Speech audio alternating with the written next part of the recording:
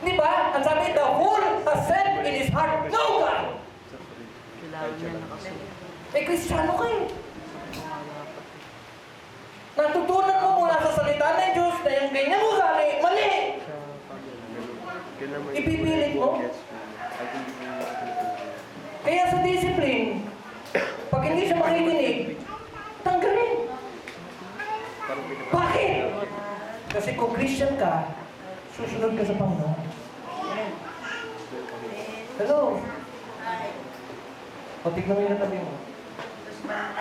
Tanungin mo siya, sumusunod ko ba sa Panginoon? So, how do we avoid disunity? Ito na.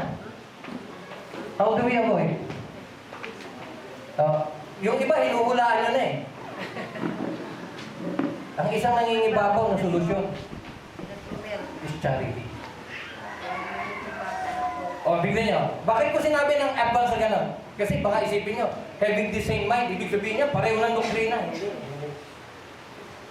Charity yan. Na yung isip natin, inuudyungan ng pag-ibig. Sabi ko nga sa inyo eh, ang daming beses na kami mag-asawa, disappointed na sa gawain na ito. Di ba?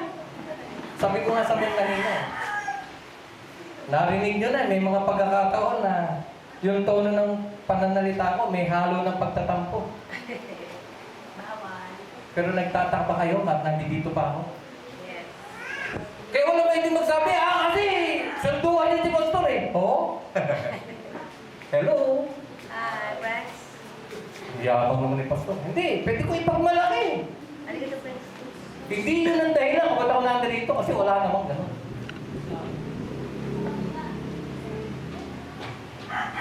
Buti nga, Pastor, pinagtatagaan nyo kami. Yun yung tamang term. Pero higit sa pagtsatsaga, may dahilan yung pagtsatsaga. Kasi may pagmamahal. Amen. Kaya kahit magkawin-kawin lang ka, hindi ka pa rin namin bibitawan. Pero ang pakiusap lang namin sa'yo, makika-operate ka naman. Yes, amen. Nagwawala ka na eh. Pag-ibig pa rin ang dahilan kung bakit ikaw gusto pa rin hatakin. Hello? Hi. Pag-ibig pa rin ang dahilan kung bakit gusto namin makita kang magbago. Bakit? Kasi bilang anak ng Diyos, siya lang ang dapat masunod, hindi ang sino mang tao. Amen. Ano sabi dyan? If in anything you be otherwise minded, God shall reveal even this unto you. Naging malinaw ba? Sa kanina, yung Sunday school lang nakuha niya na? Yan yung sinasabi ko kanina. Pinaway. Dibate! Ito paniniwala, ganito paniniwala. Ay, magkaiba. Otherwise minded. Magkaiba. Anong position na itetake natin? Panginoon na bala.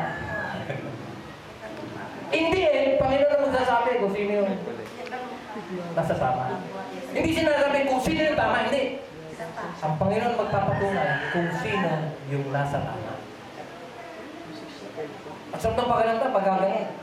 Hindi ko magyayabang. Yes! Galing ko talaga. Kasi tama ako. Dahil sinunod mo ang Panginoon, nasa tama ka. Kaya, wala kang pwedeng ipagmalaki na tama ka. Hindi. Sumunod ka lang sa Panginoon, kaya ka tumama. Yes. Kaya kung sakaling lalabas, nanalo ka, hindi mo aarihin yung panalo. Kasi sumunod lang ako. Kaya, Amen. at yung mismo makaka-realize na mali siya, Panginoon ang pupurihin niya, hindi ikaw. Amen? Amen.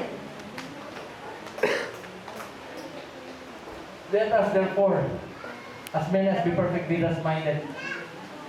Ano sabi dito? Let us walk by the same rule. Let us mind the same thing. Now, what is the rule? Hindi ka utusan yan, ha? Ano yung same thing? Ano yung same thing? Sasabihin ko sa inyo later on kung ano yun. Na dapat doon nagkakaisa tayo. Ano yun? Yung ipinag-pray ng Panginoon na dapat meron tayo. Ano yun? pag-ibig. Pag-ibig. Nana. Mansini ha?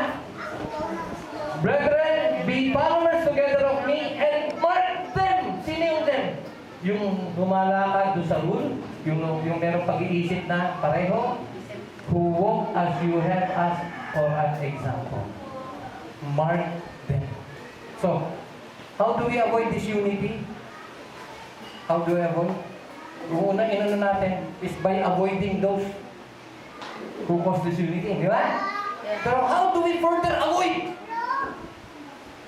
By following those we have marked. Be an example. Amen. Kaya sa church, meron tayong mga kuya-kuya, may mga ate tayo, may mga tita, may mga ninong, may ninang, may lolo, may lola. Ayaw yan, may pag-ayos. Lahat ng kabataan, lahat ng matatanda rito sa atin, nanay at tatay nyo, di ba? Yes. Yes. Dos. Lahat eh, nung may love. O si Ian, kahit bata pa, tatay niya. Kasi madalas ko sinasabi, lalo pag nangihina na yung presidente niya. Basta parang ayoko na. Nakakapanghina kayo mag-lead sa mga magugulong mga bata. Alam niyo, kanina yung nag-special number dito yung mga bata, nagaganong-ganon. Hindi ganun kasimple magpakanta ng bata. Kaya napansin niyo siguro yung teacher sa mismo. Suwasayo. Bakit? Kasi meron kailangan gayahin yung mga bata. Tanong, kapatid, may ginagaya ka ba? Sige. Hello? Hi. May ginagaya ka ba? Kasi sa simbahan, dapat natin gayahin yung mga Diyos na ugali, di ba? Yes. Gayahin natin yung mga Diyos na pag-iisip. Mga Diyos na pag-uugali. Kung may lumilitaw na mga demonyong ugali, huwag mo gayahin yun. Kapatid, pag nakakita ka ng ganyan, sinasawata yan. Hello?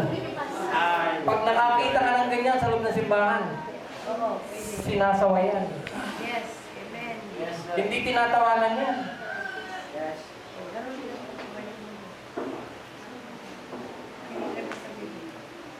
Ano pa? Ulit ha? Why are we to mark and avoid those who cause disunity? Why? Because they are the enemies of the cross. Whose end is destruction. Oh. Gusto mo ba sumama sa kapamakan niya? Oo, kumakisali. Pag tinatapunan ka ng chismis niya, ano tawag ka sa chismis? Basura. Pag tinatapunan ka at pumapayag ka naman, ano ka? Oh, hindi lang basurero, basurahan ka. Kasi basurero, umahawak lang, hindi naman niya tinatanggap yung basura, di ba? Minsan nga, nandudirip yung basurero eh. Ang masama, kung naging basurahan ka, na lahat ng basura, tinatapon sa'yo. Whose end is destruction, whose God is their belly.